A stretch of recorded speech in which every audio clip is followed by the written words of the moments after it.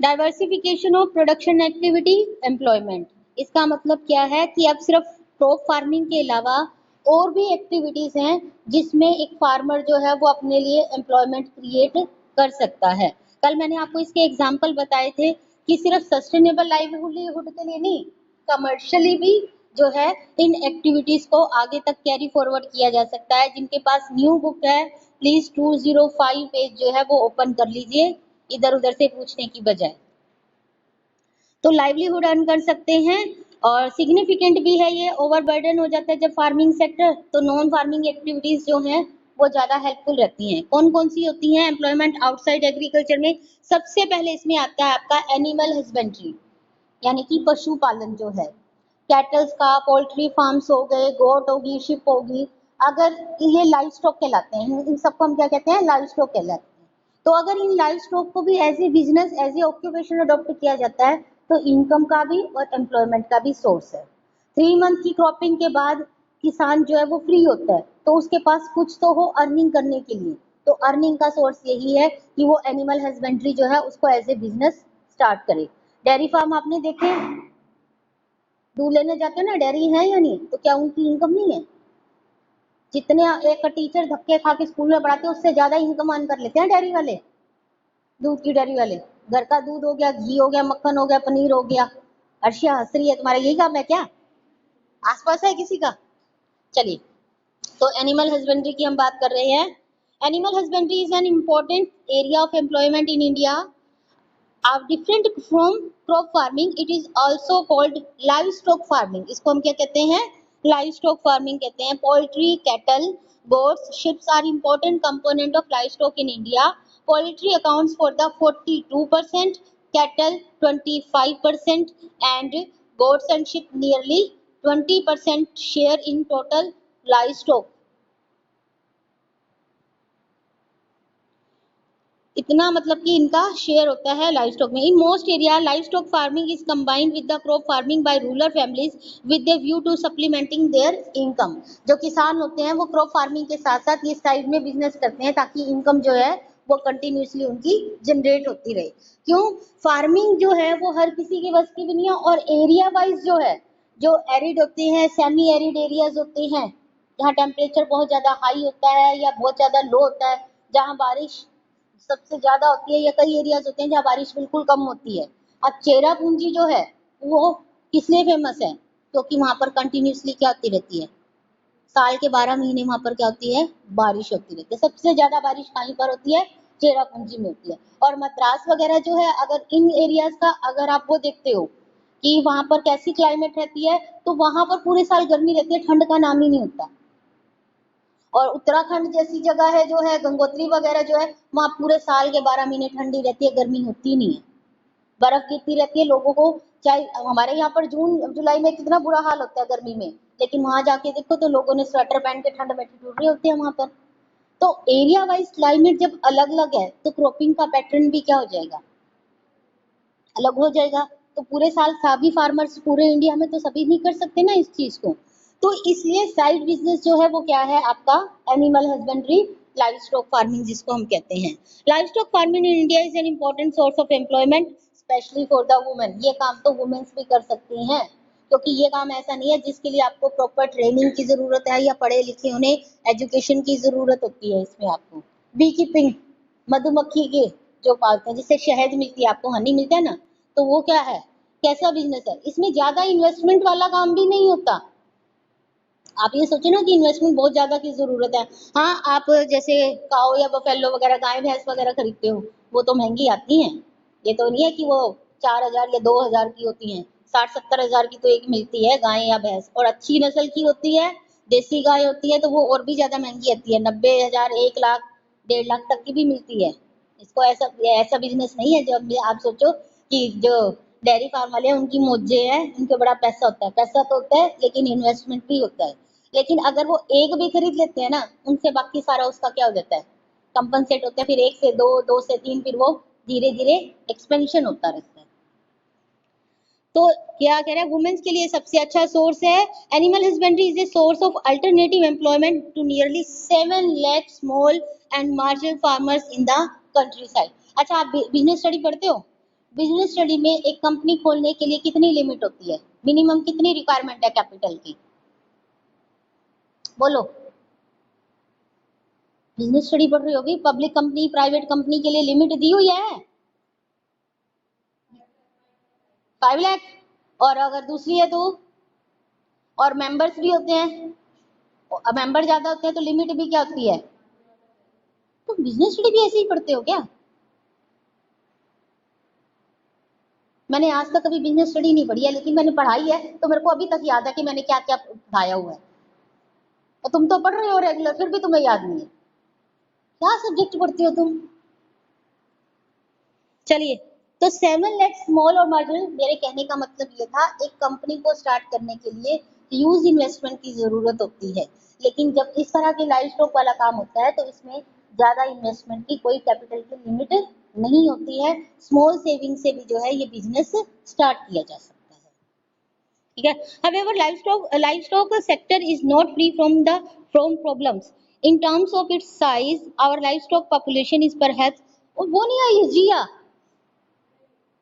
सबसे ज्यादा तो शोर वही मचा रही थी स्कूल खोलने के लिए, और आरची मदान, दोनों ही गायब है और दोनों ही क्लास की शान है। वो दोनों ही सबसे ज्यादा शोर करती हैं और दोनों ही गायब होगी, क्लास तो तुम्हारी बिल्कुल सुनी वीरान हो जाएगी फिर उनके बिना, है ना। कल आएगी, फिर तो आरती भी आएगी, आरती जिया के साथ ही आएगी, ये भी याद रखियो। सारी रिकॉर्डिंग में जा रही है, चुप करो भाई। अब live stock is not free from problem, कहते हैं लाइव स्टॉक जो है ऐसा नहीं है कि इसमें प्रॉब्लम्स नहीं होती हैं। In terms of its size, our livestock population is perhaps the largest in the world, कि वर्ल्ड में सबसे ज्यादा जो पॉपुलेशन जो है वो लाइव स्टॉक के लिए होती है। But in terms of its quality we are far behind from the most developed countries, लेकिन हमारे यहाँ पर लाइव स्टॉक की अच्छी क्वालिटी नहीं मिलती है।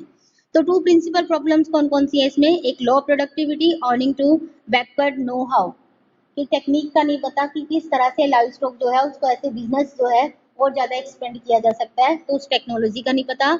डेफिशिएंट वेटरनरी केयर, जानवरों के जो डॉक्टर है, वेटरनरी डॉक्टर होते हैं, वो इंडिया में जो है वेटरनरी केयर के सेंटर या डॉक्टर्स को उनकी अवेलेबिलिटी कम है। कोई पढ़ लिख के ऐसा पूछे ना क्या कर रहा है, वो कहे ना वेटरनरी डॉक्टर बन रहा है, वहीं पर मजाक उड़ाना शुरू, बस डंगरों का डॉक्टर बनना रह गया था, तेरे को और कोई काम ही नहीं मिला। ये हमारी सोच है ना, तो ये, और मोस्टली पढ़ लिख के हमने क्या यही जानवरों का डॉक्टर बनना है, ये सोच ही तो है। डॉक्टर तो डॉक्टर हो गई, तो क्या हो गया, तो इंडिया क्यों है पीछे इस चीज में, क्योंकि हमारी सोच जो है ना। अब साइंस और कॉमर्स को तो एक अच्छी स्ट्रीम में समझा जाता है, ह्यूमैनिटीज जो आर्ट ले लेते हैं ना, आर्ट वाले तो वेले हैं, आर्ट वालों को तो आसान है, उनको कुछ पढ़ना नहीं पड़ता, उनकी तो लाइफ बड़ी आसान होती है। और बच्चा भी ये सोचता है, अपने आप को ही ये सोच लेता है मैं आर्ट्स इसलिए ले रहा हूँ क्योंकि मेरे बस का कुछ नहीं है। एक बात बता दूं, जितनी भी बड़ी पोस्ट हैं एकेडमिक हैं वो सारी आर्ट्स से ही होते हैं। यूपीएस का एग्जाम जो है ना वो आर्ट्स वाले ही क्लियर करते हैं। आईएएस ऑफिसर वगैरह जो भी बनते हैं, डीसी वगैरह सारे ये किससे बनते हैं, आगे प्रमोशन ही तो होता है, यही तो एग्जाम होता है। आईएएस की कोचिंग लेते हैं, फिर कहते हैं पानीपत में तो कोई आईएएस की कोचिंग का अच्छा है ही नहीं सेंटर, कहाँ से सेंटर हो, बच्चों की सोच ही ये आर्ट्स लेके हमने घर बैठ के दाल रोटी बनानी है, इसलिए तो आर्ट्स ली है। कॉमर्स वाले बेचारे रोते हैं कहाँ कॉमर्स में फंस गए, इससे अच्छा हम भी आर्ट्स ले लेते हैं, हिंदी इंग्लिश फिजिकल और वो फाइन आर्ट, 4 सब्जेक्ट तो ये थे, एक ही पढ़ना पड़ता, चाहे फिर वो अच्छा सा कोई भी ले लेते, मैथ ले लेते, पोल साइंस ले लेते या इसको ले लेते, हो जाती हमारी भी परसेंटेज भी अच्छी आ जाती। यही सोच के साथ बैठते हैं ना। जब कहते हैं बेटे काउंसलिंग में, जब स्टार्टिंग 11th की होती है, बेटे सोच समझ के ले लो, अगर तुमसे कॉमर्स चल पाए, विद मैथ चल पाए तो रखो, वरना मत रखो, वरना बाद में चेंज नहीं हो सकता। नहीं मैडम हम ट्यूशन रख लेंगे, हम कर लेंगे, हम कर लेंगे, तब तो ये एक जिद होती है ना, फितूर सवार होता है। लेकिन धीरे धीरे फिर क्या होता है, साल के एंड तक आते आते फिर आएंगे एप्लीकेशंस, मैथ छोड़ सकते हैं, 12th में मैथ नहीं लेना, अब आप नहीं करेंगे, छोड़ ही नहीं सकते क्योंकि 11th में रजिस्ट्रेशन हो चुका। और जब डीएमसी आएगी तो उसमें 12th में मैथ में क्या लिखा हुआ आएगा, एब्सेंट, लेकिन मैथ जरूर मेंशन होगा, क्यों, क्योंकि 11th में आपने जिद करके जबरदस्ती लिखवाया था। अब चाहे लो या मत लो, रजिस्ट्रेशन फीस में भी उसकी पेमेंट करनी पड़ेगी, पेपर नहीं देना तब भी करनी पड़ेगी। इसलिए तो कहते हैं सोच समझ के डिसीजन लो। है 12th और 7 वाले दिन। तो अगला आता है इसमें हमारा दूसरा फिशरीज, मछली पालन जो है। Kerala, Maharashtra, Gujarat, Tamil Nadu are the principal states in India where fishery is an important source of livelihood in rural areas। अब ये मत कहना कि मैडम पानीपत में फिशरीज क्यों नहीं है, जहाँ पर समुद्र वगैरह होंगे वहीं तो मछलियां होंगी, वहीं पर होंगी ना मछली पालन, तो वहीं हो सकता है। आपको यहाँ पानीपत में मछली बिकती हुई कहीं दिखती है? मछली बाजार है, देखा है कभी, सुना कभी? नहीं ना, यहाँ है ही नहीं, तो पानीपत में कैसे हो सकता है? जहाँ पर एरिया है, जहाँ पर उनको रहने के लिए जगह मिलेगी मछलियों को, वहीं तो। हाँ, आप घर पे एक्वेरियम ले आए और उसमें छोटी छोटी 4 मछली ले ली, तो आप ये सोचो कि हम मछली पालन करने लग गए, तो नहीं। That is your hobby, that is not your occupation. वो आपका बिजनेस नहीं है, वो आपकी हॉबी है कि रंग बिरंगी मछली जो है आपने घर में देखनी है कि हाँ एक्वेरियम में ऊपर नीचे हो रही है, उनको खाना वगैरह खिलाना है, आपने खिलाओ। लेकिन वो कोई ऑक्यूपेशन नहीं हो सकता, क्योंकि ऑक्यूपेशन एक प्रॉपर जो है वो सेटलमेंट, एक प्रॉपर उसके लिए क्राइटेरिया होता है। तो केरला, महाराष्ट्र, गुजरात, तमिलनाडु, ये जो प्रिंसिपल सोर्सेज हैं, स्टेट्स हैं जहाँ पर फिशरीज का बिजनेस जो है एज ए लाइवलीहुड अडॉप्ट किया जाता है। फिशिंग कम्युनिटी जो है वो डिपेंड करती है on inland source and marine source of fishing. Inland में आपके क्या आते हैं? Rivers, lakes, ponds, streams, while marine sources include seas and oceans. Together, these sources, inland and marine sources, are called water bodies, are regarded as the provider by the fishing community. Fishing community जो होती है वो समुद्र की, नदी की, देवताओं की वो पूजा करते हैं। क्यों करते हैं? क्योंकि वो उनकी इनकम का सोर्स है। देखो, कोई पर्सन अपनी शॉप पे जाता है सुबह, तो सबसे पहले वो शॉप पे शटर खोलने से पहले क्या करता है? ऐसे करते हैं या नहीं करते हैं? किस लिए? क्योंकि वो हमारे दाता हैं, इनकम देने वाले हैं, तो इसलिए उनको क्या किया जाता है? शॉप पे ऐसे करते हैं ना, काउंटर पे गल्ले पे बैठते हैं, गल्ले को भी ऐसे करते हैं, धूप बत्ती करते हैं। देखा होगा फिल्मों में, टीवी सीरियल में भी देखते हो, पापा को भी देखते होगे, कभी शॉप पे गए हो तो ये चीजें तो देखी होंगी ना। तो इसी तरह से उनके लिए वो फूड प्रोवाइडर है, इनकम प्रोवाइडर है, इसलिए वो उनकी सबसे ज्यादा जो है उनके लिए मेन लाइवलीहुड का सोर्स ही क्या है? रिवर्स, वाटर, ओशंस, मैरीन, यही सारे होते हैं उनके लिए। But fishing community continues to be as one of the most backward communities in the country। लेकिन मछुआरे जो हैं वो आज भी बैकवर्ड माने जाते हैं। क्यों माने जाते हैं? उसके पीछे रीजन क्या है? वाइड स्प्रेड इन डेप्थनेस, एक तो कर्जा बहुत ज्यादा होता है फिशिंग कम्युनिटी का। Makes fish a vulnerable occupation, it is suggested that credit facilities to be provided for the fishing communities that breaks the vicious circle of indebtedness। कहता है क्या मछुआरों को जो है क्रेडिट की फैसिलिटीज नहीं मिलनी चाहिए? अब आप सोचोगे समुद्र में तो जाना है, समुद्र में तो जाना है, लेकिन किस में जाएंगे?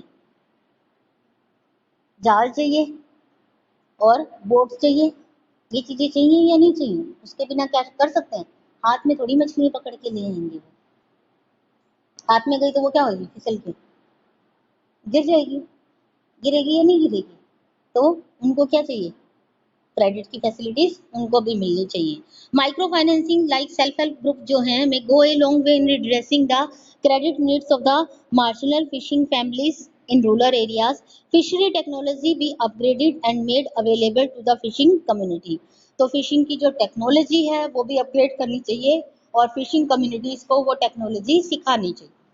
नेक्स्ट इसमें आता है आपका हॉर्टिकल्चर। हॉर्टिकल्चर क्या होता है? It is an another alternative source of employment in rural area. It is more like diversification of crop production rather than a source of employment different from crop farming। ये crop farming से अलग होता है। इसमें क्या होता है? Fruits और वेजिटेबल का प्रोडक्शन किया जाता है। Horticulture crops include fruits, vegetables and flowers besides several others. Over time there has been a substantial increase in the area under horticulture। Presently, India is the second largest producer of fruits, vegetables in the world. We are emerging as a leading producer of mangoes, bananas, coconut, cashew nuts, and a variety of spices. High crop productivity led to a golden revolution in the horticulture farming during the years 1991 से लेकर 2012 तक में जो है हमारी country में क्या हुआ था, फ्रूट्स और वेजिटेबल्स का प्रोडक्शन बहुत ज्यादा बढ़ गया था। जब फ्रूट्स और वेजिटेबल का प्रोडक्शन बढ़ा तो उसको हमने क्या नाम दिया, golden revolution. Green revolution, wheat के प्रोडक्शन में HYV सीड्स को यूज किया। व्हाइट रेवोल्यूशन, मिल्क में ऑपरेशन फ्लड गुजरात में। फिर आता है आपका थर्ड गोल्डन रेवोल्यूशन, फ्रूट्स और वेजिटेबल्स के प्रोडक्शन में हुआ था। फोर्थ आता है आपका IT रेवोल्यूशन। 6 चैप्टर में अगर आपने पढ़ा हो न्यू इकोनॉमिक पॉलिसी में, उसमें ग्लोबलाइजेशन में IT सेक्टर की डेवलपमेंट के बारे में दिया हुआ है, that is IT revolution, information technology. ठीक, IT सेक्टर जो है, इंडिया जो है वो नंबर 1 एक्सपोर्टर बन गया है सॉफ्टवेयर में। IT सेक्टर में इंडिया का पूरे वर्ल्ड में कोई उसका कंपटीशन नहीं कर सकता। जो इंडिया में सॉफ्टवेयर डेवलप होते हैं, नंबर 1 है एक्सपोर्टर सॉफ्टवेयर का। पहले इंडिया जूट के प्रोडक्शन में नंबर 1 था एक्सपोर्टर, अब सॉफ्टवेयर इंडस्ट्री में नंबर 1 हो गया India. So horticulture is an emerging as an important means of sustainable living in the rural areas. There has been a significant rise in income level of the farming families engaged in horticulture production. Shifting to horticulture farming has reduced economic vulnerability of small and marginal farmers. This has opened up new avenues of employment for women folk in the rural areas. Significant it is to note that nearly 20% of total rural employment is generated in the horticulture and related production activity। कहता है horticulture farming जो है, अब उन्होंने क्या किया, small और marginal farmers ने अपने आप को इनमें फ्रूट्स और वेजिटेबल्स में इन्वॉल्व कर लिया है। और एम्प्लॉयमेंट के इवन वुमेन्स जो है वो भी रूरल एरियाज में फ्रूट्स और वेजिटेबल्स के प्रोडक्शन में इंगेज रहती हैं। वैसे तो वुमेन्स फार्मिंग एक्टिविटीज में भी रहती हैं, खेतों में भी जाती हैं। जब फसल पक के तैयार हो जाती है तो फसल को काटने का काम भी तो वो करती हैं, और जब बीज बोए जाते हैं तो जो खेतों में हल चलानी होती हैं उसमें भी वो साथ देती हैं, सारे काम करती है वुमेन्स, तो इन्वॉल्व होती है। रूरल एरियाज में तो वुमेन एक्टिव ही एक्टिव है। अर्बन एरियाज में तो मैक्सिमम क्या है, टीचिंग लाइन में या कोई एक प्रोफेशंस को ही अडॉप्ट करते हैं। लेकिन वहाँ रूरल एरियाज में तो क्या है, घर भी संभालते हैं, साथ में कोई ना कोई अपनी अर्निंग का सोर्स भी रखते हैं। एक अगला तानवा आएगा उसमें वुमेन्स का ही दिया हुआ है, पढ़ते हैं अभी। However, an emerging fact is that bulk of the acreage under horticulture has expanded at the cost of acreage under pulses, causing a severe shortfall in supplies of pulses and a cut in their consumption owing to high price, which are an important source of protein for the bulk of household in India relying on vegetarian diet। कहता है कि काफी सारी जो area है, land जो है, एकड़ेज मतलब कितने एकड़ जमीन जो है वो अब कहाँ पर किस में होने यूज होनी शुरू हो गई है, हॉर्टिकल्चर में, फ्रूट्स और वेजिटेबल के प्रोडक्शन में। और जिसकी वजह से दालों की कॉस्ट जो है वो क्या होती जा रही है, बढ़ती जा रही है। जिस दाल से आप नफरत करते हो, पल्सिस होती है दालें, घर पे दाल बन जाए ना, हाँ क्या बनाया, हरी दाल, पीली दाल नहीं खानी, दालें दालें दालें। लेकिन आप सोचो उन दाल की कॉस्ट कितनी है, 120 रुपए, 130 रुपए, 140 रुपए, इतनी महंगी हैं दालें। सब्जियां तो फिर भी सस्ती हैं, लेकिन दालें क्या हैं, महंगी हैं। तो यही कह रहे हैं कि उसकी कॉस्ट ज्यादा है, जिसकी वजह से पल्सिस की सप्लाई जो है वो कम हो गई है और हाई प्राइसेस पर लोग उसको अफोर्ड नहीं कर पाते। और सबसे बड़ी बात, दालें जो हैं, पल्सिस जो है, they are the main source of nutrients like protein. Protein सबसे ज्यादा किसमें होता है, पल्सिस में होता है, दालों में होता है। लेकिन अगर दाल इतनी महंगी हो जाएगी तो कहाँ से उसको खरीद पाएंगे, और एक वेजिटेरियन डाइट जो है फिर उसको प्रॉपर फॉलो करना क्या हो जाता है, मुश्किल हो जाता है। नेक्स्ट इसमें आती है cottage and house hold industries. Cottage और हाउस होल्ड इंडस्ट्रीज जो है उसमें क्या है, नॉन फार्म प्रोडक्शन का है। इंडस्ट्री जो है इसमें स्पिनिंग, वीविंग, डाइंग और ब्लीचिंग का काम किया जाता है। और विद जब अर्बन टेक्सटाइल जब से डेवलप हुई है तो ये एक्टिविटीज जो है वो रूरल एरियाज में इसका अब क्या हो गया है, कम हो गया है। आजकल डिजिटल हो गया ना सारा, टेक्सटाइल डिजाइनिंग भी क्या है, कंप्यूटर पे डिजाइन बनाए, कलर का वो किया, कॉम्बिनेशन तैयार किया और सारा हो जाता है। बड़े बड़े डाई हाउसेस कहाँ पर हैं, अर्बन एरियाज में। रूरल एरियाज में तो आज भी क्या है, ब्लीचिंग वगैरह की जाती है ना पूरी प्रॉपर उस ढंग से, जैसे आग जला के और उस पर पूरा वो रख के फिर कहीं जाके। लेकिन यहाँ पर तो क्या है, मशीनें हैं डाई हाउसेस में, बड़े बड़े बॉयलर होते हैं, उसमें पानी गर्म होके उसमें कलर डाल के और सारा क्या किया जाता है, ब्लीचिंग हो जाती है, डाई किया जाता है। चलिए इसी में आता है आपका एक तानवा। तानवा को पढ़ते हैं। तानवा क्या है? Tamil Nadu women in agriculture. पूरी फुल फॉर्म पढ़ो। Tamil Nadu women in agriculture is a project launched in Tamil Nadu with a view to training women in diverse techniques of farming. This is expected to raise the employment of women as well as their income level through higher level of productivity. Having acquired specialized skills through training, women are forming farm women's group. क्या बना रही हैं? Farm women's group. These groups function like SHG, self-help group, promote cottage and household industries production activity using their own pool of funds. ये औरतों ने मिलकर अपना एक खुद का ग्रुप बनाया है, वर्किंग वुमेन्स हैं, जिसमें वो अपना इन्वेस्टमेंट खुद करती है, किसी से नहीं लेते हैं, और फंड्स जो हैं वो खुद रेज करती हैं, आगे इन्वेस्टमेंट को बढ़ाते जाते हैं वो। ड्यूरिंग द इसमें ना एक आपने कार्वे कमेटी पढ़ी है भाई, स्मॉल स्केल इंडस्ट्रीज की, याद है कार्वे कमेटी? कौन से चैप्टर में थी? हाँ, इंडस्ट्री वाले में थी। कार्वे कमेटी जो है वो कब बनाई गई थी? ईयर याद है? स्मॉल स्केल इंडस्ट्रीज के लिए कौन सी कमेटी थी? कार्वे कमेटी थी। कार्वे कमेटी किसके लिए थी? स्मॉल स्केल इंडस्ट्रीज के लिए। 1955 में इंडस्ट्रीज के लिए क्या हुआ था? कार्वे कमेटी बनाई गई थी। कुछ याद रख लो, सब भूले बैठे हो। चलिए, तो फिर इस तरह से रूरल एरियाज में जो है वुमेन जो है वो प्रोडक्शन एक्टिविटीज को कैरी आउट करती हैं और एम्प्लॉयमेंट जनरेट करती हैं। Information technology is an optional livelihood in rural areas. शहरों के साथ साथ अब गांव में भी जो है वो आईटी जो है वो डेवलप हो रहा है। We know IT revolution is promoting Indian economy as a knowledge economy. It highlight the significance of human capital as an important determinant of growth. Growth के लिए आईटी सेक्टर के बारे में सबको नॉलेज होनी, डेवलप होना इसका बहुत जरूरी है। Beyond the significance of physical and financial capital, consensus is emerging among the planners and politicians that in the 21st century knowledge economy of India will spread its wings across rural areas of the country. IT is expected to play an important role as an option of livelihood in rural areas. In fact, action program has already been initiated. An academy called, इस academy का नाम underline कर लो भाई, Jamshed Tata national virtual academy for rural prosperity has been established. कौन सी rural areas में की गई है? Jamshed Tata national virtual academy. This academy is to impart operational training nearly 10 lakh rural people to run info kiosks. These kiosks are to be equipped with computers. क्या क्या होता है इसमें? स्कैनर्स होते हैं, कंप्यूटर होते हैं, प्रिंटर और फोटोकॉपियर्स जो होती है फोटोस्टेट की मशीन जैसे are to be provided. These are provide services like emailing, video conferencing and transfer of document to different places. Selling these services, the operator owners of the kiosks are likely to make a reasonable living. Thus, every village will ultimately be a knowledge center where IT provides a sustainable option of employment and livelihood.